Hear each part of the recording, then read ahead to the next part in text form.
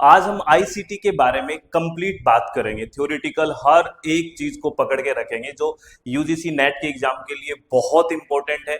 जून session में आने की पूरी संभावना है और जीवन मेलोडी मेलोडी हो जाएगा जैसे ही आप इस मैराथन को देखोगे आईसीटी के। और ये जो सिलेबस है, सबसे पहले आपको जो जून सेशन के लिए आईसीटी का जो सिलेबस है आपका पेपर वन का, वो मैं बात करूं तो देखिए ये यूनिट नंबर 8 है, आपको पता है। तो इसमें क्या दिया हुआ है, ICT general abbreviation and terminology, यानी कि सामान्य जो संक्षिप्तियां और शब्दावली का पहला टॉपिक है। उसके बाद है आपको basic of internet, intranet, email, audio and video conferencing, यानी कि ईमेल, सर्वे दृश्य कॉन्फ्रेंसिंग की जो मूलभूत बातें हैं वो दिया हुआ है। और डिजिटल इनिशिएटिव क्या क्या लिए गए हैं, हायर एजुकेशन में कौन कौन सी स्कीम्स हैं उसके बारे में बात की गई है। फिर आईसीटी एंड गवर्नेंस के बारे में बात की गई है। तो अगर आप ये सिलेबस देखते हो ना तो आपको ये सिलेबस बड़ा ऐसा लगता है बिल्कुल एकदम बढ़िया से छोटा सा सिलेबस है ना, ऐसा नहीं है। इसमें बहुत सारी गहरी बातें हैं। तो मैं आपको बताऊं इसमें हमें क्या क्या पढ़ना है, बी कॉन्सेंट्रेट, और आपका नेट है ना बड़ा जबरदस्त हो जाएगा इसमें, है ना।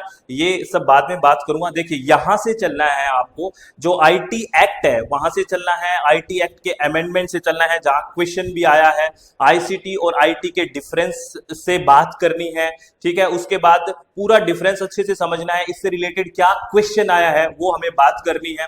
उसके बाद हमें बेसिकली जो स्टेटमेंट, आईटी और आईसीटी के स्टेटमेंट को बिल्कुल क्लियर करते हुए फिर सिंक्रोनस मीडिया और एसिंक्रोनस मीडिया के बारे में बहुत सारी बातें करनी है जो यहां से क्वेश्चन आता है। फिर कंप्यूटर में इनपुट से लेके, जैसे input device, output device, central unit, ALU, memory, जो रैम और रोम के बारे में बात करेंगे, मदरबोर्ड, बूटिंग के बारे में, कंप्यूटर वायरस जो मालिशियस सॉफ्टवेयर या मालवेयर है उसके बारे में, लैंग्वेजेस के बारे में, ऑपरेटिंग सिस्टम के बारे में, क्लासिफिकेशन ऑफ कंप्यूटर उसके बारे में बातें होंगी, है ना। जैसे इनपुट और आउटपुट डिवाइसेस के एग्जांपल्स जो हर बार पूछे जाते हैं यहाँ बातें होंगी, क्लासिफिकेशन ऑफ कंप्यूटर पूरा का पूरा। उसके बाद में बेसिकली जो हम CC, BC, carbon copy, blind carbon copy, BCCO2 की बात करते हैं ईमेल में, वहां से क्वेश्चन बड़ा शानदार आता है, उस कंसेप्ट को क्वेश्चन के साथ क्लियर करेंगे, थ्योरेटिकल पार्ट। उसके बाद सीपीयू जो ब्रेन है ना, सेंट्रल प्रोसेसिंग यूनिट, उसके बारे में पूरी की पूरी बात करेंगे कि क्या क्या काम करता है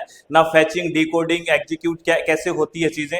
उसके बाद बेसिकली हम इससे रिलेटेड जो मेमोरी जो सीपीयू के पास होता है, स्पीड और स्टोरेज के बेसिस पे क्लासिफाई करेंगे कि रजिस्टर मेमोरी, कैसे मेमोरी, प्राइमरी मेमोरी या रैम और सेकेंडरी मेमोरी के बारे में बात करेंगे। उसके बाद टाइप्स ऑफ मेमोरी को हम क्लासिफाई करेंगे, रैम और रोम को, है ना, और इसके क्लासिफिकेशन को बहुत शानदार तरीके से पढ़ेंगे। उसके बाद हम बात करेंगे जो यूनिट्स हैं उसके एब्रीविएशन और स्टोरेज को, हायरार्किकल ऑर्डर पूछा जाता है, यानी कि किसका स्टोरेज ज्यादा होता है, किसका कम होता है, ये हम बात करेंगे। उसके बाद कंप्यूटर नेटवर्क के बारे में बात करेंगे, internet, intranet, extranet, VPN network, LAN, वैन, मैन, सैन, पैन, कैन, सब बातें होंगी। उसके बाद आईपी एड्रेस, इंटरनेट प्रोटोकॉल के बारे में बातें होंगी, है ना। उसके बाद जो वेब ब्राउजर है और सर्च इंजन है उसमें क्या डिफरेंस होता है, कौन कौन से एग्जांपल है जो हर बार क्वेश्चन आता है, ये बातें होंगी। उसके बाद हम बात करेंगे यूआरएल के बारे में, यहाँ पे कौन सा प्रोटोकॉल है, क्या सब डोमेन है, क्या डोमेन नोम है और टॉप लेवल डोमेन क्या है, ये बात होगी। उसके बाद जो फाइल एक्सटेंशन है, ऑडियो फाइल के, इमेज, ये हर बार क्वेश्चन आ रहा है, वीडियो फाइल, वर्ड प्रोसेसर के लिए आएगा। कंपाइलर और इंटरप्रेटर के बारे में बात करेंगे, कोल्ड बूटिंग और वार्म बूटिंग के बारे में बातें होंगी, ठीक है। मालवेयर या मालिशियस सॉफ्टवेयर के बारे में पूरी की पूरी बातें होंगी। और स्टोरेज, हार्ड डिस्क ड्राइव है, एसएसडी है, ब्लू रे ड्राइव है, उसके बारे में। फिर जो नंबर सिस्टम है, बाइनरी है ना, बाइनरी नंबर है, ऑक्टल नंबर है, डेसिमल नंबर है, हेक्साडेसिमल नंबर है, बाइनरी से डेसिमल, डेसिमल से बाइनरी, हेक्साडेसिमल कैसे कन्वर्जन होता है, ये सारी बातें मैक्सिमम होने वाली है। तो बहुत आराम से सारी चीजों को सुनना है इस मैराथन में, ठीक है। तो सिलेबस हमने जून सेशन के लिए बात कर ली है कि ये सिलेबस है। और अब बात करते हैं, और ये जो अपना कोर्स शुरू हुआ है इस जून सेशन के लिए, पेपर 1 का भी है, पेपर 2 इन्वायरमेंट साइंस का, अपनी वेबसाइट और ऐप पे आप ज्वाइन कर सकते हैं जून सेशन के लिए। पीवाईक्यूज, थ्योरी सब बैच ओपन है। अब बात करेंगे, टॉपिक से स्टार्ट करते हैं। तो सबसे पहले हम बात करेंगे आईटी एक्ट। यहां से मैं ये बात इसलिए कर रहा हूं क्योंकि क्वेश्चन पूछा गया है, फैक्ट से भी क्वेश्चन पूछा गया है। तो IT act 2000 serves as India's premier cyber law governing all electronic transactions, digital record and digital evidence यानी कि सूचना प्रौद्योगिकी अधिनियम 2000 भारत का प्रमुख साइबर कानून है जो सभी इलेक्ट्रॉनिक लेन देन, डिजिटल रिकॉर्ड और डिजिटल साक्ष्यों को नियंत्रित करता है। इसमें ये जो डेट है वो बहुत इंपॉर्टेंट है कि ये 9 जून 2002 को इनएक्ट में आया और फोर्स में आया 17 अक्टूबर 2000 को। ये आपको ईयर याद रखना है, ठीक है। ये आईटी एक्ट की बात कर रहा हूं। उसके बाद अमेंडमेंट हुआ है, संशोधन हुआ है और इससे क्वेश्चन आया है आपके नेट के एग्जाम में, पीवाईक्यू में दिखाऊंगा आपको। ये नोट क्या है, the information technology amendment act 2008 came into force in India on 27 अक्टूबर 2009। यानी कि जो आईटी एक्ट है, जो हम 2000 की बात करें, अमेंडमेंट हुआ 2008 में और वो फोर्स में आया 27 अक्टूबर 2009 को। जैसे ये क्वेश्चन पूछा गया आपसे, क्वेश्चन पूछा गया सूचना एवं प्रौद्योगिकी संशोधन अधिनियम 2008 जिसका उद्देश्य है साइबर अपराध से निपटने हेतु बनाई गई विधियों को सशक्त बनाना था, भारत में कब परिवर्तन में आया, यानी कि ये अमेंडमेंट कब हुआ ये पूछा गया और कब ये इनेक्टेड में हुआ, तो 27 अक्टूबर 2009। ये पीवाईक्यू है, आपसे पूछा गया है, ये आपको ध्यान रखना है, ठीक है। उसके बाद हम बात करें जैसे आईसीटी और आईटी के बारे में बात करें तो यहां से स्टेटमेंट से क्वेश्चन आता है कि which one is the broad term, broad term कौन सा है। तो कई बार कंफ्यूजन हो जाता है, कई बार हम एक्सचेंज में भी यूज कर लेते हैं, हमें सेम सा लगता है, ऐसा नहीं है। आईसीटी जो है वो ब्रॉड टर्म है, information and communication technology is broad term, और यूं कह सकते हैं कि आईटी है वो एक्चुअली सबसेट है inside the larger umbrella of ICT, यानी कि ये आईसीटी है ना तो ये आईटी है, यूं मानिए, ठीक है। यानी कि IT is the subset of ICT, ICT है वो ब्रॉड है। ये स्टेटमेंट में आपसे क्वेश्चन पूछा गया है, वो क्वेश्चन भी मैं आपको दिखाऊंगा, ठीक है। अब इस बात को समझिए, जो आईसीटी है ना उसमें इंफॉर्मेशन टेक्नोलॉजी के साथ कम्युनिकेशन भी है ना। देखो information and communication technology, IT में सिर्फ क्या है, बेसिकली इंफॉर्मेशन टेक्नोलॉजी ही है सिर्फ, है ना। जैसे यूं मान लीजिए कोई गाड़ी है, कोई कार है, उसका जो इंजन है ना, बेसिकली इंजन तो आईटी है, ठीक है, लेकिन पूरा का पूरा ट्रांसपोर्ट सिस्टम है वो आईसीटी है, यूं मानिए, अम्ब्रेला टर्म है आईसीटी, ठीक है। इसमें मैं और एक क्लासिफाई कर देता हूं चीजों को, फिर और अच्छे से क्लियर हो जाएगी। जैसे अगर आईटी की बात करें, information technology focus on managing data, है ना, ये किस पे फोकस करता है, डेटा को मैनेज करने में with a specific network. It deals with computers, storage, software and networking hardware mostly inside a business और कॉर्पोरेट सेटिंग। बिल्कुल आराम से समझिए क्या कह रहा है, इसका जो आईटी है इसका पूरा ध्यान केवल डेटा, कंप्यूटर, सॉफ्टवेयर और ऑफिस नेटवर्क को संभालने पर होता है। यह मुख्य रूप से कॉर्पोरेट या बिजनेस में काम आता है। अगर मैं आईसीटी की बात करूं, इंफॉर्मेशन एंड कम्युनिकेशन टेक्नोलॉजी की बात करूं, तो expand on IT bye including all communication technologies is merged traditional IT with telecommunications, broadcasting, audio visual processing and wireless networks। यानी कि यहाँ आईटी के दायरे को और बढ़ा देता है आईसीटी। बेसिकली इसमें कंप्यूटर के साथ साथ सभी संचार माध्यम सब कुछ आ जाता है। जैसे हमने बात की कि ट्रांसपोर्ट पूरा, जैसे मोबाइल नेटवर्क, इंटरनेट और सैटेलाइट भी शामिल हो जाते हैं, ठीक है, ये आईसीटी के अंदर है।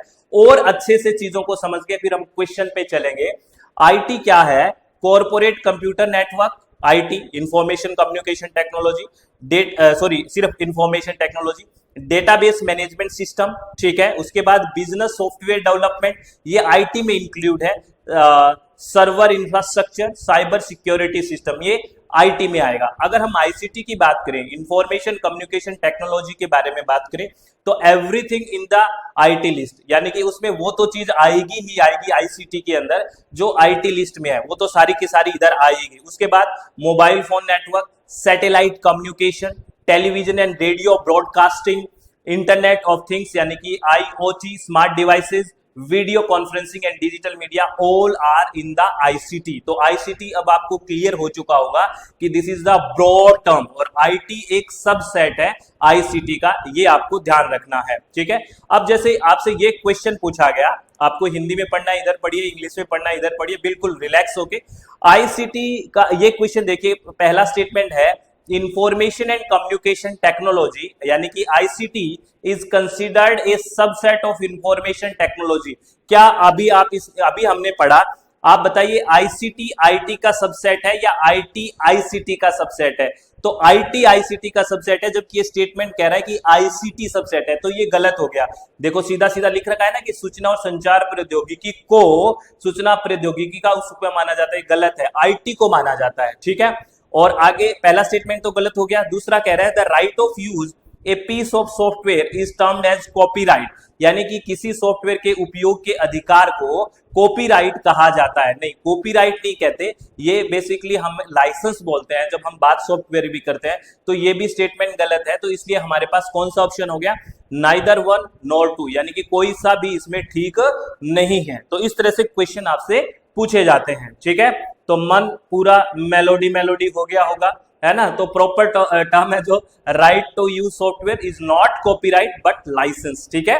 अब आगे बात करते हैं। अब एक क्वेश्चन ये है, देखिए ये क्वेश्चन है the statement the study design development implementation support of or management of computer based information system particularly software application and computer hardware refer to. अभी हमने आईटी और आईसीटी में क्लासिफाई किया था, तो इसमें आईटी के बारे में ही सारी ये बातें थी, है ना, कि कंप्यूटर आधारित सूचना प्रणालियों, विशेष रूप से सॉफ्टवेयर अनुप्रयोगों और कंप्यूटर हार्डवेयर का अध्ययन, डिजाइन, विकास, कार्यान्वयन, समर्थन या प्रबंधन को संदर्भित करता है। किसको? सूचना प्रौद्योगिकी को। अभी हम बात कर रहे थे। तो अब आपके दिमाग में आईसीटी और आईटी का कंसेप्ट क्लियर है, आईटी एक्ट क्लियर है, आईटी एक्ट का अमेंडमेंट क्लियर है, ये बातें आई थिंक आपको क्लियर होगी, ठीक है। अब बात करते हैं, ये यहां से हर बार क्वेश्चन आता है सिंक्रोनस और एसिंक्रोनस के बारे में बात करते हैं। सिंक्रोनस को अगर हिंदी में बात करें तो बोलते हैं तुल्यकालिक, यानी कि एक ही समय, है ना। लाइव यानी कि रियल टाइम, है ना। तुल्यकालिक, जैसे मैं आपको लाइव पढ़ा रहा हूं तो लाइव को रियल टाइम में बात हो रही है, तो दैट विल बी सिंक्रोनस। क्रोनस यहाँ पे है टाइम और सिन मतलब समान, यानी कि समान समय में हमारी बातचीत हो रही है, तो वो होगा सिंक्रोनस, रियल टाइम में। और एसिंक्रोनस को हिंदी में बोलते हैं अतुल्यकालिक। अतुल्यकालिक का मतलब क्या होता है? जहां पे डिले होता है और टाइम शिफ्टेड होता है। कहने का मतलब आप चीजों को लाइव ना देखो, रियल टाइम में ना देखो, रिकॉर्डेड देखो, तो वो होगा एसिंक्रोनस, यानी कि वहां पे समय का सिंक्रोनस या तुल्य नहीं है, अतुल्यकालिक है। तो ये एक तो डेफिनेशन होगी। यहाँ क्वेश्चन जो आता है वो बेसिकली क्वेश्चन आता है आपके एग्जाम्पल से, ठीक है। जैसे सिंक्रोनस कौन कौन सा है, तो सिंक्रोनस के बारे में बात करें तो लाइव टेलीविजन और रेडियो ब्रॉडकास्ट, जब लाइव की बात हो रही है यानी कि समान समय डिस्कशन हो रहा है, जिस समय स्पीकर है उस टाइम ऑडियंस, लाइव डिस्कशन है। वीडियो कॉन्फ्रेंसिंग जो भी होती है वो बेसिकली लाइव होती है, चाहे जूम पे बात करें, गूगल मीट पे बात करें, तो ये एक रियल टाइम में होता है, सिंक्रोनस हो गया। फोन कॉल और वॉइस कॉल जो भी होती है, हम बात करते हैं, रियल टाइम में बात होती है, सर वो मेरा जवाब नहीं देती, तो वो अलग बात है, ठीक है। लाइव चैट रूम्स है ना, और इंस्टेंट मैसेज है, जो तत्क्षण मैसेज है, एकदम फटाफट मैसेज वाली बात होती है, जैसे लाइव ही बैठा हो, लाइव ही हो, तो ये रियल टाइम में बात हो रही है, वो सिंक्रोनस है। और एसिंक्रोनस जो अतुल्यकालिक है, उसके कौन कौन से एग्जाम्पल हो गया? जैसे रिकॉर्डेड वीडियोस देखते हो आप यूट्यूब पे, नेटफ्लिक्स पे रिकॉर्डेड देख रहे हो, या फिर ईमेल्स होती है, ये बहुत क्वेश्चन पूछा जाता है, वो एसिंक्रोनस है, वो इंस्टेंट मैसेजिंग के लिए नहीं है, वो बेसिकली एसिंक्रोनस में आएगा। पॉडकास्टिंग हो रही है, रिकॉर्डेड होता है। न्यूज़पेपर आर्टिकल्स और ब्लॉग्स होते हैं, ठीक है। उसके बाद डिस्कशन फॉर्म बहुत पूछा जाता है, ये भी एसिंक्रोनस है। यहाँ लिख के छोड़ देते हैं, जब कोई लाइव आता है तब, यानी इंस्टेंट रिप्लाई नहीं होता, तो डिस्कशन फॉर्म भी हो गया। अब उसमें अगर इनकी कैरेक्टरिस्टिक्स की बात करें और आपसे ये पूछ ले कि एसिंक्रोनस और सिंक्रोनस में कौन सा ज्यादा फ्लेक्सिबल है, फ्लेक्सिबल कौन सा है, आपका दिमाग में क्या आएगा? फ्लेक्सिबल मतलब लचीलापन, अपने अकॉर्डिंग आप देख सको, तो आप कहोगे जी एसिंक्रोनस। क्यों? क्योंकि बेसिकली क्या है, एसिंक्रोनस तो रिकॉर्डेड आप अपने हिसाब से देख सकते हो, जैसे रिकॉर्डेड सेशन आप देखते हो, तो फ्लेक्सिबिलिटी किसमें होगी? एसिंक्रोनस में। लाइव वाले में, सिंक्रोनस में आपको उसी समय लाइव आना पड़ेगा ना, तो फ्लेक्सिबिलिटी तो नहीं है। तो यहाँ पे देखिए आपको कैरेक्टरिस्टिक्स में मिल जाएगा, एसिंक्रोनस में फ्लेक्सिबल है ये, है ना, यानी कि लचीलापन है इसमें, क्योंकि आप अपने हिसाब से चीजों को देख सकते हो एसिंक्रोनस में, है ना। और बेसिकली अगर ज्यादा इंटरेक्टिव फ्लो की बात करते हैं तो सिंक्रोनस में ज्यादा होता है, ज्यादा इंटरेक्शन, है ना, क्योंकि आप सेम टाइमिंग आपका कोई डाउट है तो डिस्कस हो सकता है। तो ये सिंक्रोनस और एसिंक्रोनस या तुल्यकालिक और अतुल्यकालिक की बात होगी। इसके एग्जाम्पल्स हैं वो बहुत ज्यादा इंपॉर्टेंट है, ये आपको ध्यान रखना है, ठीक है। चलो बहुत बढ़िया। अब आप कंप्यूटर के बारे में हम बात करते हैं। अगर सिलेबस में जाते हैं आईसीटी के ना, तो इस तरह से चीजें डिफाइन नहीं है, लेकिन क्वेश्चन यहीं से आता है। जैसे अगर हम कंप्यूटर की बात करेंगे तो एक एक चीज से बात स्टार्ट करेंगे। इनपुट क्या चीज होती है, इनपुट डिवाइसेस कौन कौन सी है, इसके एग्जांपल्स बहुत इंपॉर्टेंट है। आउटपुट के बारे में इसके एग्जांपल्स बहुत इंपॉर्टेंट है। सीयू कंट्रोल यूनिट, एएलयू के बारे में बात करेंगे। जैसे हम सीपीयू के बारे में बात करेंगे ना, जो ब्रेन ऑफ कंप्यूटर है, सेंट्रल प्रोसेसिंग यूनिट के बारे में बात करेंगे। मेमोरी के बारे में जब रैम और रोम के बारे में बात करेंगे, अरे रोम रोम में बसने वाला परमानेंट हो जाता है ना, वो वाली बात करेंगे। मोबो मदरबोर्ड के बारे में बात होगी। बूटिंग के बारे में हम बात करेंगे, कोल्ड और वार्म बूटिंग के बारे में, जो यहाँ से क्वेश्चन आता है, ठीक है। और कंप्यूटर वायरस या फिर मालिशियस सॉफ्टवेयर के बारे में हम बात करेंगे। मालिशियस सॉफ्टवेयर जिसको हम मालवेयर बोलते हैं, और इसमें बहुत सारे चीजों के बारे में बात करेंगे। वॉर्म्स क्या है, ट्रोजन हॉर्स क्या है, स्पाईवेयर क्या है, वायरस क्या है, इसके बारे में बात होगी। लैंग्वेज के बारे में बात होगी। ऑपरेटिंग सिस्टम के बारे में, जब कंप्यूटर बेसिकली सॉफ्टवेयर के बारे में बात होती है तो बात करते हैं ना, ऑपरेटिंग सिस्टम के बारे में बात करते हैं कि एक सॉफ्टवेयर उसके या इसको एप्लीकेशन सॉफ्टवेयर क्या होता है, इसके या यूटिलाइज सॉफ्टवेयर क्या होता है, उसके बारे में बात होगी। और क्लासिफिकेशन ऑफ कंप्यूटर के बारे में कि कैसे कैसे जैसे माइक्रो मिनी क्या क्लासीफाई है, ये बात होगी। तो ये चीजें बहुत बहुत इंपॉर्टेंट है, सारी चीजों को आपको अच्छे से सुनना है। तो चलो बात करते हैं इनपुट के बारे में। और आपको मैं बता दूं, इनपुट के ये एग्जांपल्स है, ये बहुत बहुत इंपॉर्टेंट है। और ये इधर आउटपुट के एग्जांपल्स लिखे हैं। इनपुट आपको पता है, जहां हम इनपुट देते हैं, जैसे कीबोर्ड में आपने लिखा, टाइप किया, तो वो इनपुट ले रहा है ना, माउस है वो इनपुट ले रहा है अंदर क्लिक करके, ठीक है। जैसे प्रिंटर है वो बाहर दे रहा है, वो आउटपुट हो गया, ऐसे समझिए, ठीक है। तो इनपुट के एग्जांपल्स कौन कौन से हो गए? कीबोर्ड हो गया, माउस हो गया, जॉयस्टिक हो गया, ट्रैक बॉल हो गया, टच स्क्रीन। ये टच स्क्रीन को आप बोथ में भी रख सकते हैं, है ना, क्योंकि टच करते हैं, इनपुट देते हैं और उसी स्क्रीन पे हमें आउटपुट मिलता है। तो अगर बोथ का आ जाए तो बोथ में भी हम जा सकते हैं टच स्क्रीन में। अगर एक सेलेक्ट करना हो तो हम इनपुट, क्योंकि हम बेसिकली क्या होता है, टच करते हैं, इनपुट दिया और वो स्क्रीन पे हमें दिख रहा है तो आउटपुट हो गया। लाइट पेन हो गया। डिजिटाइजर, डिजिटाइजर जो डिजिटल फॉर्म में बदलता है, याद रखना ये एग्जाम्पल ऐसे हैं जो कंफ्यूज करेंगे आपको। स्कैनर, स्कैनर होता है वो इनपुट होता है, आउटपुट मत कर देना। स्कैन करते हैं ना, वो इनपुट ले रहा है, ठीक है। स्कैनर हो गया। MICR, इसका फुल फॉर्म भी याद रखना, this is magnetic ink character recognition. OMR, जिसको हम ऑप्टिक मार्क रीडर बोलते हैं, OMR शीट भरते थे ना, ठीक है।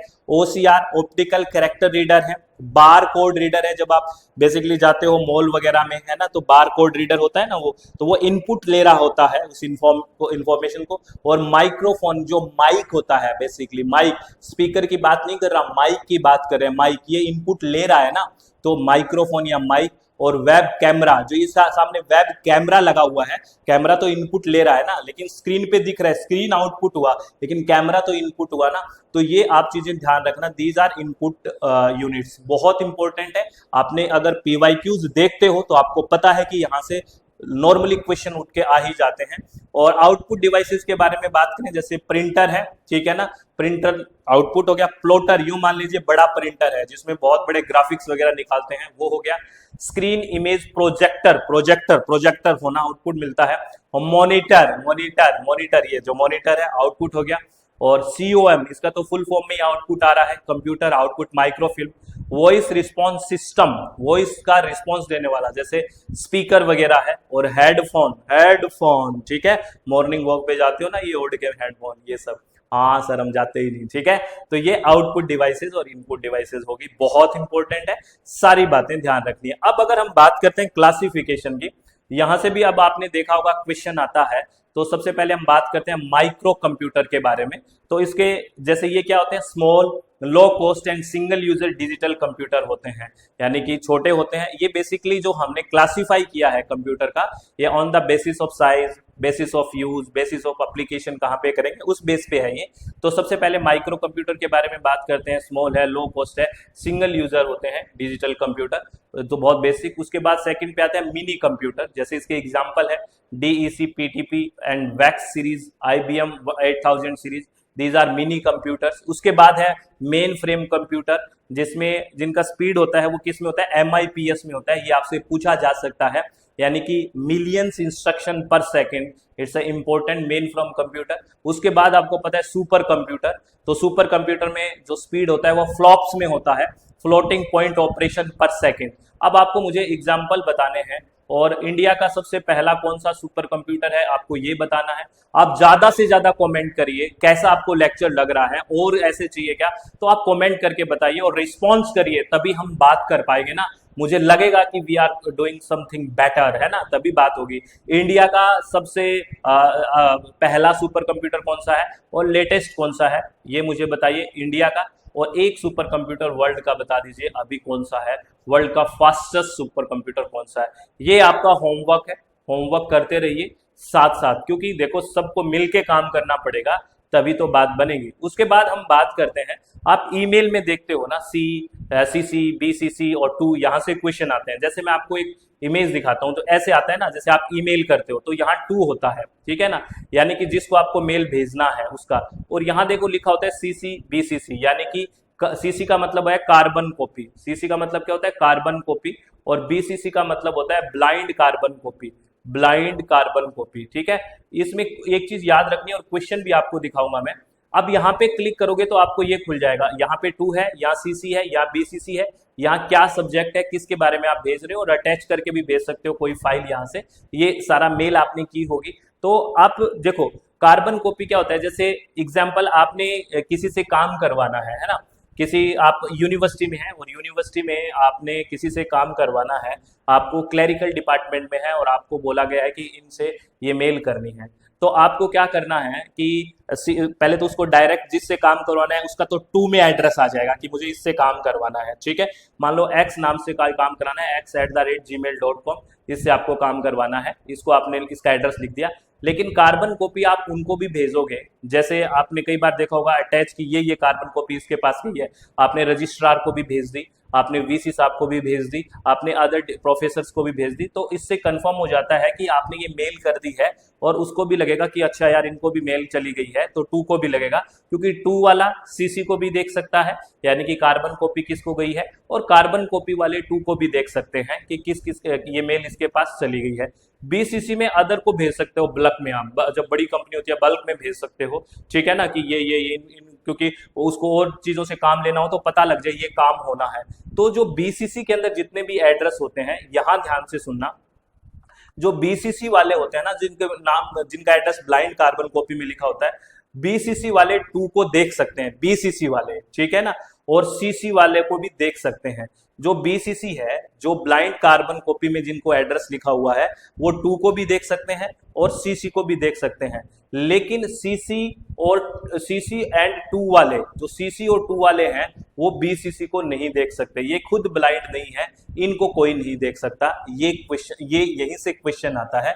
और बीसीसी में आपस में जो लिखा हुआ होता है, यानी कि बीसीसी मान लो हमने दो एड्रेस लिखे हैं, तो दोनों को एक दूसरे को भी नहीं देख सकते। तो फाइनली एक बार उस स्लाइड पे आ जाइए जहां आपको बिल्कुल कंफ्यूजन में दूर कर देता हूं। जैसे आपने जो टू फील्ड में है, तो टू फील्ड वाला किसको देख सकता है, टू वाला, है ना, टू जिसमें लिखा है, तो टू वाला वो किसको देख सकते हैं, जिस टू के अंदर और कोई एड्रेस लिखा है उसको भी देख सकता है।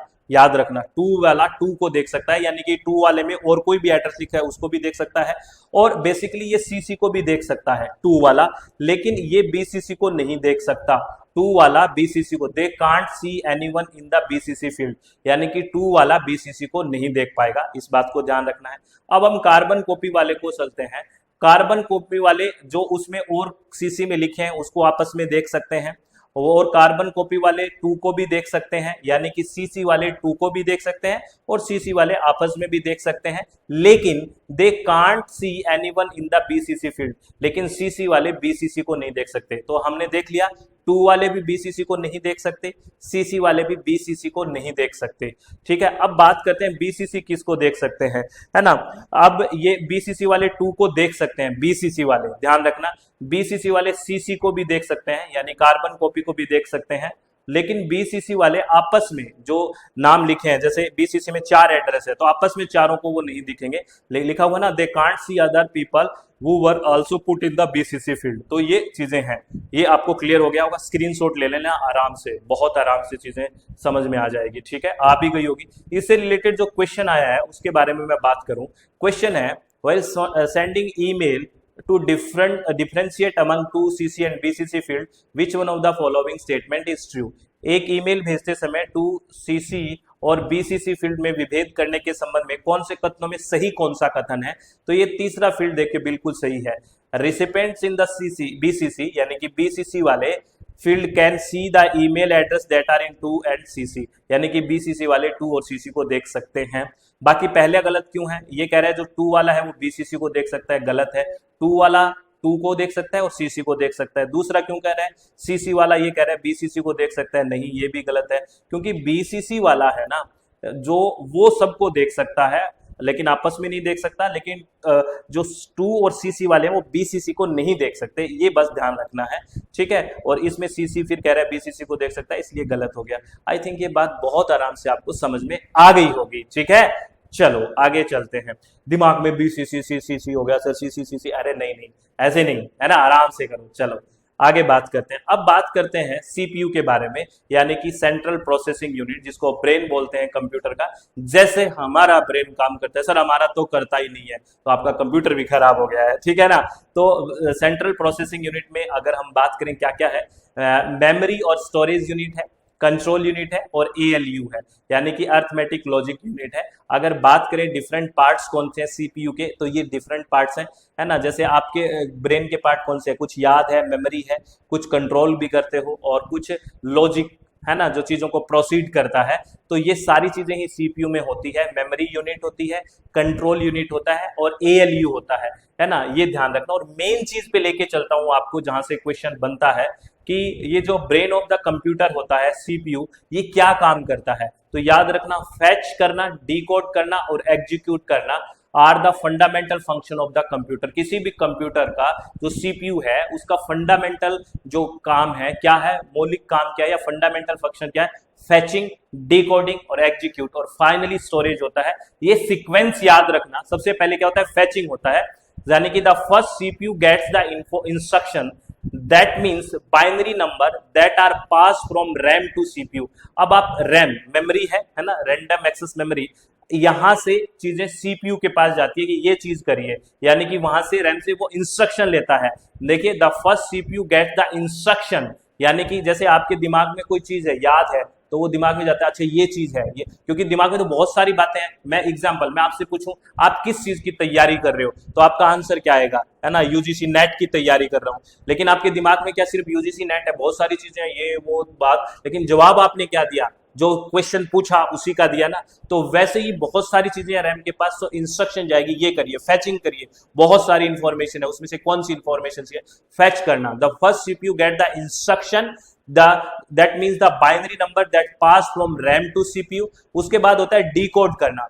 जब इंस्ट्रक्शन आ जाती है, when the instruction is entered into the CPU में जब इंस्ट्रक्शन आ गई, it needed to decode the instruction. अब उसको डिकोड करता है कि ये इंस्ट्रक्शन क्या है। जैसे आपको मैंने पूछा आप किस एग्जाम की तैयारी कर रहे हो, आपके दिमाग में UGC नेट आंसर देना, एकदम से डिकोड किया UGC नेट, ठीक है।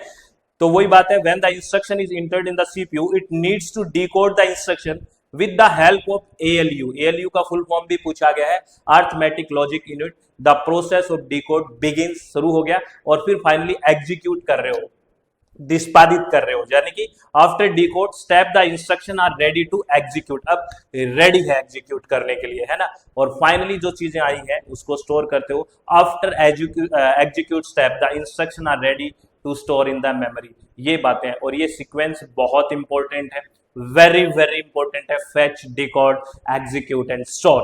क्या तुम्हें याद है? हाँ सर हमें याद है, ये याद रखना, ठीक है। ये नोट, इस नोट को नोट की तरह संभाल के रखो। क्या है note? The main function of CPU, again उसी चीज को समराइज करते हुए, the main function of the CPU is to fetch the data from the main memory, या मेन मेमोरी का मतलब है रैम, है ना, from the main memory, process is according to the program and execute it to return the necessary output data along with that it also store the data। ये पूरा sequence जो पीछे पड़ा वो आ गया ना। सीपीयू का मुख्य कार्य मुख्य मेमोरी से डेटा लेना, उसे प्रोग्राम के अनुसार प्रोसेस करना और आवश्यक आउटपुट डेटा वापस करने के लिए उसे निष्पादित करना है। इसके साथ ही यह डेटा को भी स्टोर करता है। ये बात याद रखोगे याद। चलो मैं थोड़ा पानी पी लेता हूं, है ना। आगे बात करते हैं। चलो आगे क्या हुआ। अब ये क्वेश्चन से कंसेप्ट को समझेंगे। क्वेश्चन है which of the following correctly list computer memory type from lowest to highest speed, है ना। अब मैं एक डायग्राम बना रहा हूं, जल्दी मत करना, उससे फिर आंसर करेंगे। मैं एक ट्रायंगल बना रहा हूं, एक त्रिभुज बनाया, क्या बनाया, घर नहीं त्रिभुज बनाया, उसके ऊपर हमने सीपीयू बिठाया, ये सीपीयू है, ये कौन है, सीपीयू है, यानी कि सेंट्रल प्रोसेसिंग यूनिट है। इसके बिल्कुल पास यहाँ पे रजिस्टर मेमोरी है। कौन सी मेमोरी है, रजिस्टर मेमोरी है। चलो बहुत बढ़िया। उसके बाद यहाँ पे देखिए, यहाँ पे कैश मेमोरी है, कैश मेमोरी है, ठीक है, कैश मेमोरी आ गई। उसके बाद यहाँ पे रैम या मेन मेमोरी है, कौन सी है, मेन मेमोरी, या फिर इसको बोल दें रैम बोल देंगे, या प्राइमरी मेमोरी बोल देते हैं। उसके बाद, है ना, उसके बाद आ गया सेकेंडरी मेमोरी, यहाँ पे आ गया सेकेंडरी मेमोरी, सेकेंडरी मेमोरी, ठीक है, ये सेकेंडरी मेमोरी। अब मुझे ये बताओ सीपीयू के सबसे पास कौन सा है। सीपीयू के एकदम पड़ोस में कौन बैठा है, सीपीयू के सबसे पड़ोस में बैठा है जी हमारे रजिस्टर जी बैठे हैं। तो सबसे पहले सीपीयू के पास कौन पहुंचेगा, जो सबसे पास है। सर इसका झगड़ा हो गया, मशीनों में नहीं होता झगड़ा, हम में होता है, ठीक है ना। ऐसे नहीं है कि अब वहां जाके झगड़ा करोगे, मशीन तो जो है वो है। तो सीपीयू है, उसके एकदम पास रजिस्टर मेमोरी है, तो स्पीड भी उस पे पहुंचने की रजिस्टर की सबसे ज्यादा होगी। सबसे पहले रजिस्टर मेमोरी पहुंचेगी, यानी कि स्पीड की बात करें तो सबसे ज्यादा स्पीड रजिस्टर की हो गई। ये स्पीड की बात कर रहा हूं, स्पीड बोल रहे हैं, स्पीड बोल रहे हैं, सबसे ज्यादा रजिस्टर की है। उसके बाद कौन पहुंचा, कैसे पहुंचा, तो उसके बाद कैसे की हो गया स्पीड। उसके बाद मेन मेमोरी या प्राइमरी मेमोरी रैम पहुंची, तो अब रैम या मेन मेमोरी की स्पीड हो गई। और सबसे लास्ट में सेकेंडरी मेमोरी पहुंचेगी, सबसे लास्ट में, तो ये सेकेंडरी मेमोरी की स्पीड हो गई, ठीक है। तो अब क्वेश्चन पे चलते हैं, क्या कह रहा है, which of the following correctly list computer memory time lowest to highest speed की बात कर रहा है। तो लोवेस्ट स्पीड यहाँ किसकी है, देखिए सेकेंडरी की, तो लोवेस्ट स्पीड किसकी होगी, सेकेंडरी स्टोरेज। उसके बाद किसकी स्पीड है, मेन मेमोरी की। उसके बाद किसकी स्पीड है, कैसे मेमोरी की। यानी कि यहाँ पे लोवेस्ट से हाईएस्ट जाना है, सबसे कम स्पीड, फिर उससे ज्यादा स्पीड, फिर उससे ज्यादा स्पीड, और फिर सबसे ज्यादा स्पीड किसकी आ जाती है हमारे पास, रजिस्टर मेमोरी की, अगर ऑप्शन में होता। ये तो है स्पीड का। अगर यही क्वेश्चन आपको स्टोरेज का पूछ ले तो स्टोरेज का जस्ट उल्टा हो जाएगा। यानी कहने का मतलब जो सेकेंडरी मेमोरी है, जो सेकेंडरी स्टोरेज है, वो मैक्सिमम होता है टीबी में होता है। स्टोरेज की बात करें तो जस्ट अपोजिट हो जाएगा, क्योंकि अगर रजिस्टर की बात करें तो कुछ केबी में होगा, फिर कैसे की एमबी में हो जाएगा, मेन मेमोरी जीबी में हो जाएगा रैम, और सेकेंडरी मेमोरी टीबी में हो जाता है। तो स्टोरेज इसका जस्ट अपोजिट हो जाएगा, ये आपको ध्यान रखना है। तो यहां दोनों चीजें आपको आई थिंक क्लियर हो चुकी है, स्पीड और स्टोरेज की। अब बात करते हैं, जैसे इसी से रिलेटेड एक स्टेटमेंट का क्वेश्चन पूछा गया, कैसे memory is faster than RAM, यानी कि रैंडम एक्सेस मेमोरी से ज्यादा फास्टर है वो कैसे मेमोरी है। और ये बात हमने देखी भी है अभी डायग्राम में, कैसे मेमोरी रैम से ज्यादा पास है तो फास्टेस्ट है, अभी देखा है ना हमने। देखिए कैसे मेमोरी यहाँ पे रैम से पहले है, मेन मेमोरी से, तो फास्ट है, ठीक है, सीधा सीधा दिख रहा है। चलो पहला स्टेटमेंट ठीक है, लेकिन इसका सेकंड स्टेटमेंट देखिए, कह रहे हैं random access memory is closer to the processor than the cache memory. आप बताइए रैंडम एक्सेस मेमोरी या रैम ज्यादा पास है या कैसे ज्यादा पास है, कैसे ज्यादा पास है। लेकिन ये जो स्टेटमेंट कह रहा है कि रैम ज्यादा पास है, तो ये गलत हो गया। यानी कि statement first is the correct but statement second is incorrect. Third option will be the right option, ये आपको ध्यान रखना है, ठीक है। उसके बाद में हम टाइप्स ऑफ मेमोरी की बात करते हैं, तो हम ब्रॉडली दो भाग में बांट दिया, एक हो गया रैम और एक हो गया रोम, ठीक है ना। और रैम को फिर क्लासिफाई कर दिया एस रैम में और डी रैम में, ठीक है। और रोम को भी किया P ROM, E P ROM, E P ROM, एक एक चीज जुड़ रही है आगे। यहाँ पी रोम है, ये पी रोम के साथ ई और जोड़ दिया ई पी रोम, अब ई पी रोम के साथ ई और जोड़ दिया ई पी रोम, ये है। ये बहुत इंपॉर्टेंट है, बहुत आराम से समझ में आ जाएगा। रैम, इनमें एक बेसिक चीज पढ़ लेते हैं, आपसे पूछ लेते हैं कि विच वन इज वोलेटाइल, यानी कि जैसे ही वोलेटाइल का मतलब है जैसे ही पावर ऑफ होती है उड़ जाती है, ऐसी कौन सी मेमोरी होती है। तो रैम, रैम है वो वोलेटाइल है ना। क्या है? रैम है वो वोलेटाइल है, या यूं कहें ये टेम्पोरेरी है, टेम्पोरेरी है, यानी कि ये जैसे ही पावर ऑफ होती है तो उड़ जाती है। ये क्वेश्चन बहुत पूछा जाता है। और रोम होता है जो रोम रोम में बस गया वो तो परमानेंट हो गया ना, रोम रोम में होता है वो परमानेंट होता है, टेम्परेरी नहीं होता। पहली बात तो ये, क्योंकि पावर ऑफ होने के बाद भी ये रहता है तो रोम परमानेंट होता है, तो नॉन वोलेटाइल होता है। ये सीधा सीधा आपको याद रखना है। वोलेटाइल और नॉन वोलेटाइल का मतलब समझ गए ना, कि पावर ऑफ होते ही उड़ जाए वो वोलेटाइल, पावर ऑफ होते ही ना उड़े वो नॉन वोलेटाइल। अब इसका जो क्लासिफिकेशन है वो हम पढ़ लेते हैं। जैसे सबसे पहले रैम की बात करें तो रैम में एस रैम है और डी रैम है, तो चलो इसको क्लासिफाई करते हैं। और ये पूछा जाता है, अगर एस रैम की फुल फॉर्म की बात करें तो क्या है? S4 है स्टेटिक। क्या है? स्टेटिक। रैम की फुल फॉर्म तो आपको पता ही है, रैंडम एक्सेस मेमोरी, ठीक है। और डी रैम का है डायनेमिक रैंडम एक्सेस मेमोरी। अगर इसमें ज्यादा एक्सपेंसिव की बात करें तो कौन सी है? एस रैम ज्यादा एक्सपेंसिव है, ये डी रैम से ज्यादा फास्टर है, और ये ज्यादा पावर यूज करती है कंपैरेटिवली डी रैम, और ये ज्यादा पावर यूज करेगी तो हीट भी ज्यादा जनरेट करेगी कंपैरेटिवली डी रैम, ये याद रखना है।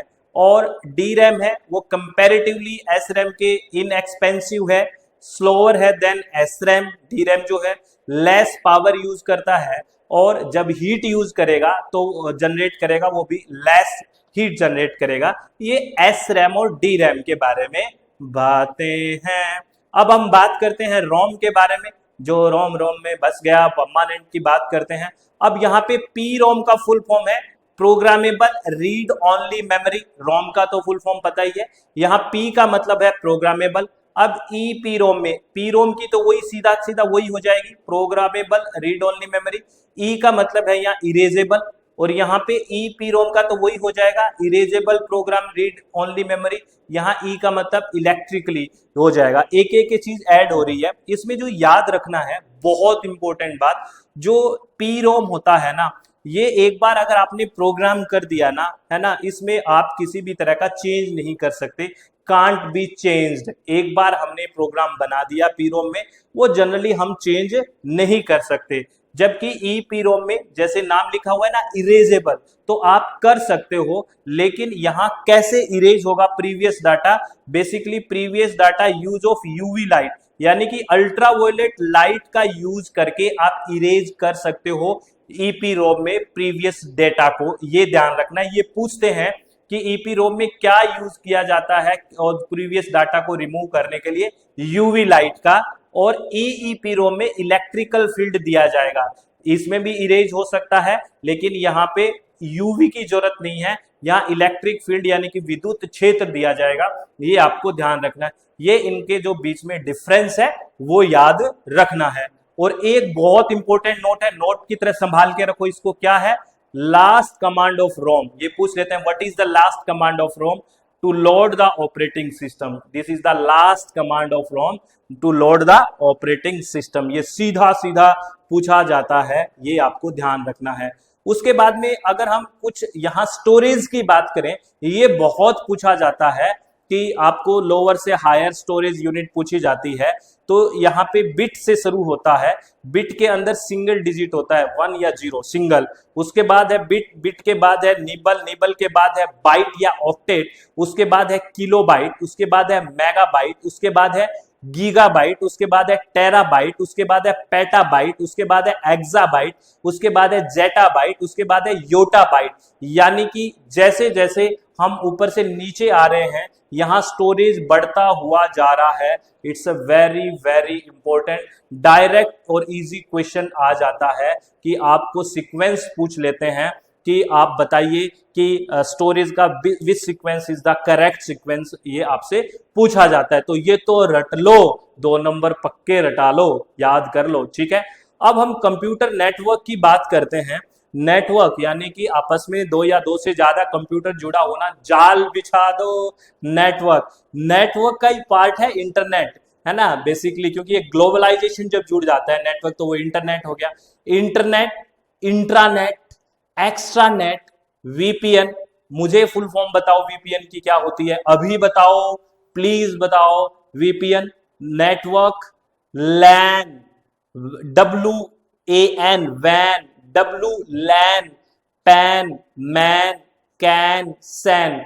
अब आपसे मैं एक होमवर्क दे रहा हूं, मेरा भी इच्छा है कि मेरे साथ आप भी मेहनत करो तभी सिलेक्शन होगा।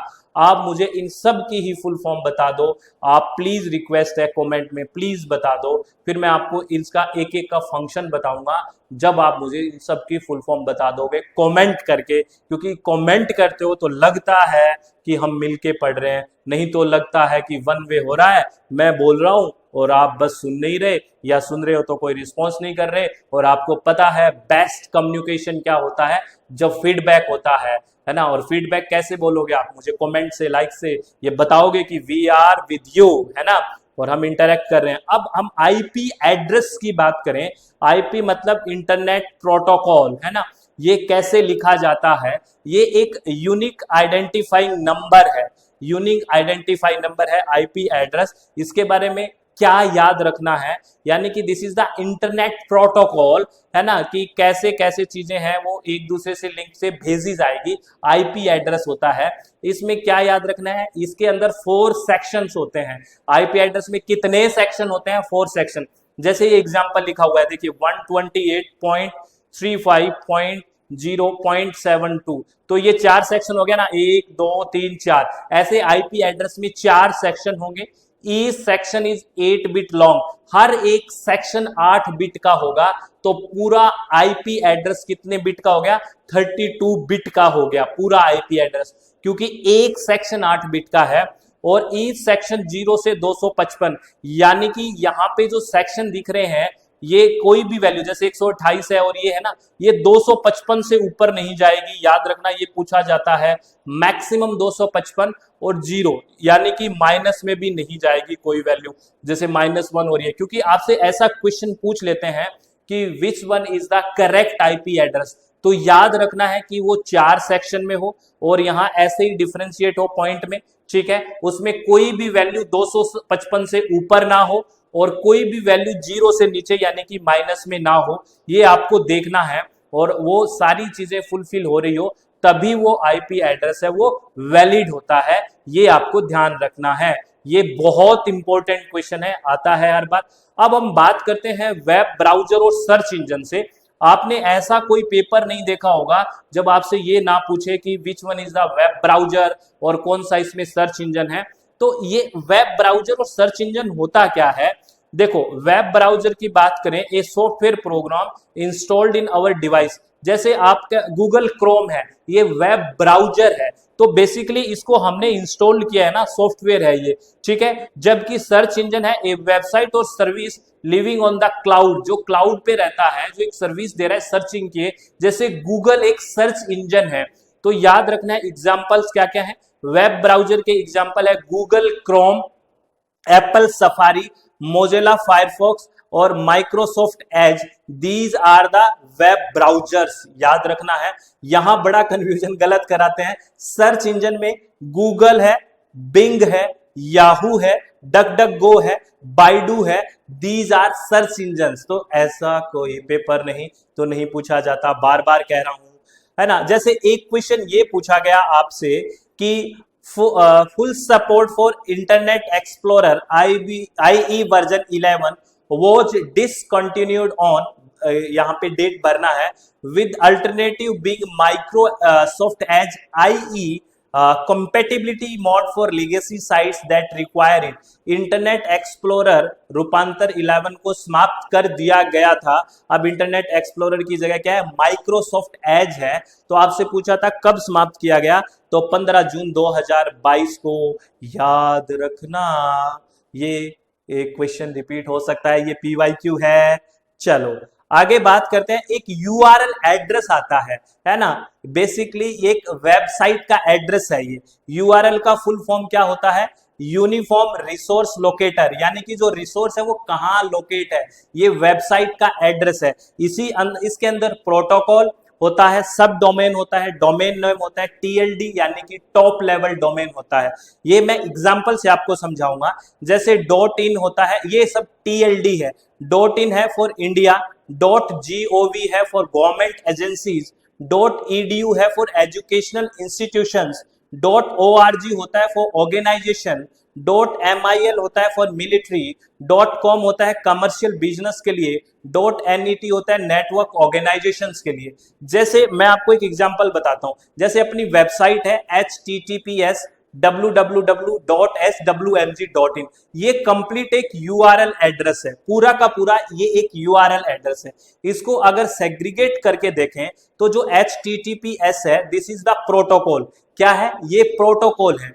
और यहाँ पे फुल फॉर्म क्या है इसकी, S का पूछा गया था, तो ये hyper text transfer protocol, S for secure है। ठीक है ना, आपको पता है ना अपनी वेबसाइट है जहां पे हम paper 1, paper 2 environment science education पढ़ते हैं, SWMG success with Mukesh Goyal. ठीक है ना, तो ये ऐड भी हो गई। ठीक है, तो ये प्रोटोकॉल है HTTPS, S का मतलब सिक्योर है। और www ये है ना, ये है एक सब डोमेन जिसको हम वर्ल्ड वाइड वेब के नाम से, आपको पता है इसका फुल फॉर्म। डोमेन नेम क्या है, तो यहाँ SWMG है, ये एक डोमेन का नेम है। और .in है TLD, टॉप लेवल डोमेन है। और TLD मैंने आपको कई सारे बता दिए, ये है।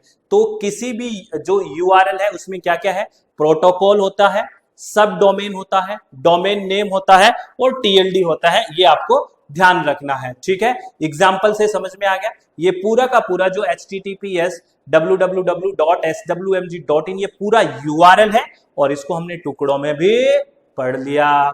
अब बात करते हैं आपसे यहां से जो फाइल एक्सटेंशन है, जैसे ऑडियो का कौन सा फाइल एक्सटेंशन है ये आपसे पूछते हैं। जैसे इमेज का अब की बार पूछा था कि कौन कौन से हैं, जैसे .jpeg, .jpg, तो ये ऑडियो का है फाइल एक्सटेंशन। तो इनका आप एक स्क्रीनशॉट ले लीजिए। ये ऑडियो का फाइल एक्सटेंशन है, कौन कौन सा है, ये सारे ऑडियो के फाइल एक्सटेंशन है। और ये इमेज फाइल के फाइल एक्सटेंशन है, .png, .ico, .gif, है ना। ये बहुत बहुत बहुत इंपॉर्टेंट है। ऑडियो का हो गया, इमेज का हो गया। उसके बाद अगर हम बात करें वीडियो फाइल फॉर्मेट है, ये वीडियो फाइल फॉर्मेट है सारे के सारे, .flv, .avi, है ना, .mp4, ये पूछे जाते हैं .mp4, ये वीडियो के हैं। और वर्ड प्रोसेसर के कौन कौन से हैं, .doc, .pdf, .txt, है ना, ये सारे के सारे वर्ड प्रोसेसर के फाइल फॉर्मेट है। ये भी फाइल फॉर्मेट के फाइल एक्सटेंशंस है, ये इंपॉर्टेंट है। कहने का मतलब ये स्क्रीनशॉट लेके एकदम आंख बंद करके चीजों को देखना। सर आंख बंद करके कैसे देखें, अरे एक बार देख के मनन करना, आत्मचिंतन करना, तभी तो चीजें याद होगी ना, नहीं तो याद कैसे होगी। ठीक है, अब कंपाइलर और इंटरप्रेटर के बारे में बात करते हैं। ये बेसिकली क्या होता है, ये कंपाइलर और इंटरप्रेटर के बीच है ना, आपसे कई बार पूछ लेते हैं ये क्या है, क्या डिफरेंस है इसमें। तो compiler translate code from a high level programming language like Python, JavaScript और Go into machine code before the program runs.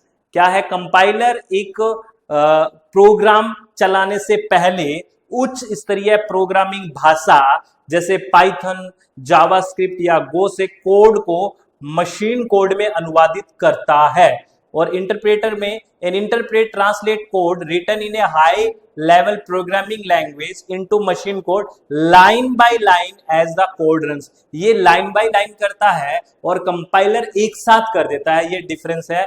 यानी कि दुभाषिया एक उच्च स्तरीय प्रोग्रामिंग भाषा में लिखे गए कोड को कोड चलने के साथ साथ मशीन कोड में लाइन दर लाइन अनुवाद करता है। जैसे हमारे पीएम साहब है, जैसे हमारे मिनिस्टर साहब हैं, कोई भी कहीं जाते हैं तो एक वो रखते हैं ना दुभाषिया चेंज करने वाले, है ना, उस तरह से ये सब मशीनी बात है। लेकिन वो एग्जांपल समझिए, वो चेंज करके बताता है ना, ये बोल रहा है सर, वो कुछ और बोल दे, ये बोल रहा है, तो दिक्कत हो जाएगी, झगड़ा हो जाएगा। ठीक है, चलो उसके बाद अब बात करते हैं इसके हाँ देखिए, अब बूटिंग की बात करते हैं। एक होता है कोल्ड बूटिंग और एक होता है वार्म बूटिंग। बूटिंग क्या है, जब हम स्टार्ट करते हैं वो बूटिंग है। तो एक तरह से ऐसे सीधी भाषा में समझ लीजिए, कोल्ड बूटिंग होता है starting computer from A completely powered of state, यानी ये मेरा कंप्यूटर है और बिल्कुल बंद है, पावर ऑफ है, और इसको बटन दबा के मैं ऑन करता हूं, ये हार्ड बूटिंग या कोल्ड बूटिंग होती है। बिल्कुल बंद है, स्विच ऑफ है मेरा कंप्यूटर, और उस कंप्यूटर को मैं बटन दबा के हार्डवेयर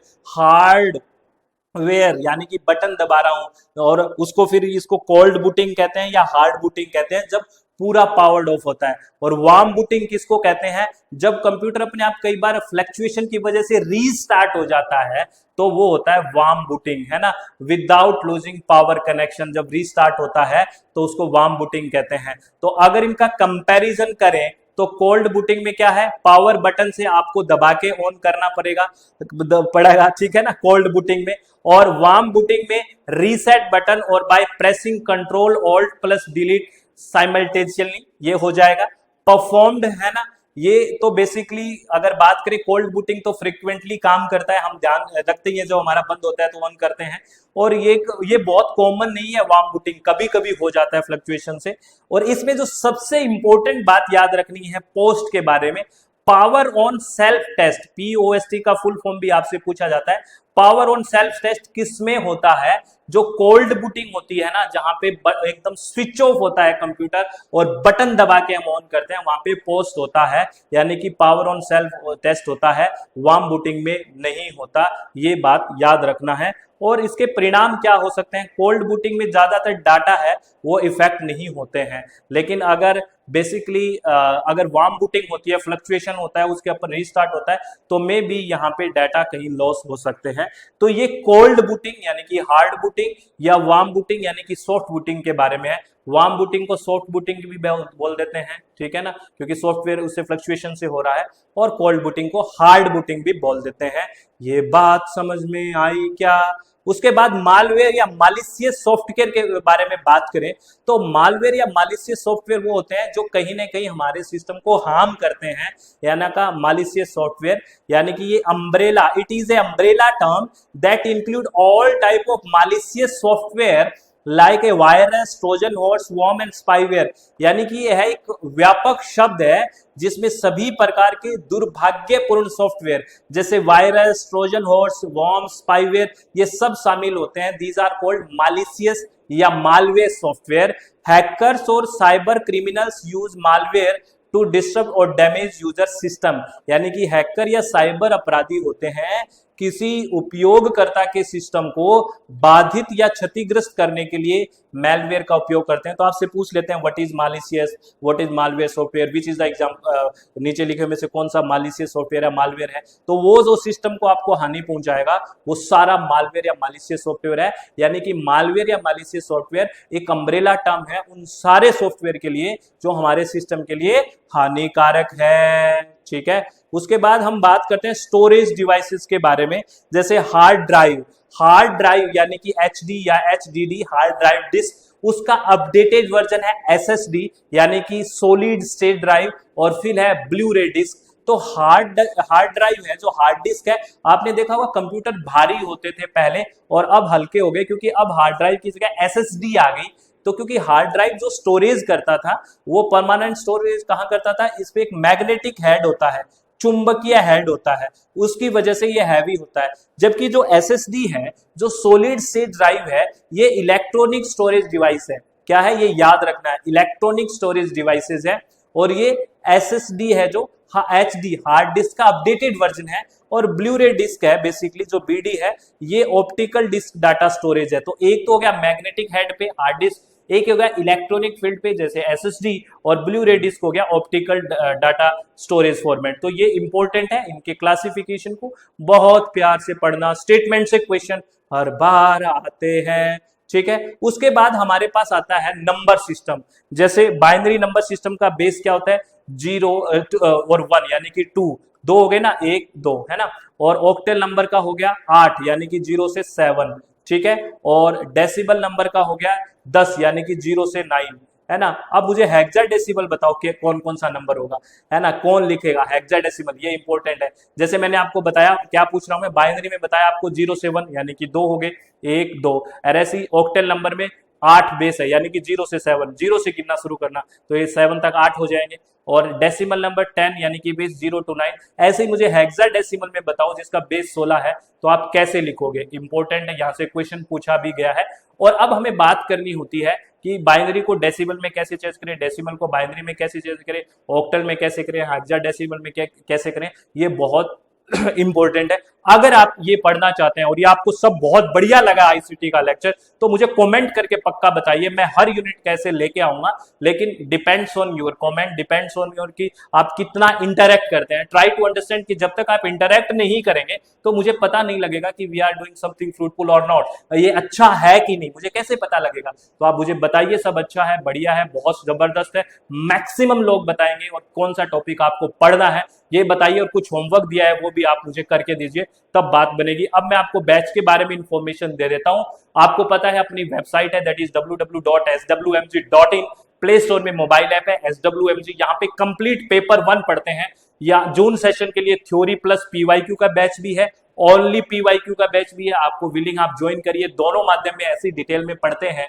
और पेपर 2 इन्वायरमेंट साइंस और एजुकेशन के भी एडमिशन ओपन है इसी सेशन के लिए भी, अगर आप विलिंग है तो फटाफट ज्वाइन करिए, फटाफट रिवीजन करिए और अच्छे से सिलेक्शन की तरफ दौड़िए। और अपने चित्त को शांत रखिए, खुश रहिए और बिना किसी टेंशन का बढ़िया से तैयारी लगे रहिए। और कोई भी दिक्कत हो, कोई भी बात हो, प्लीज कमेंट करके बताते रहिए। बहुत बहुत धन्यवाद, thank you, thanks a lot friends, take care, be happy.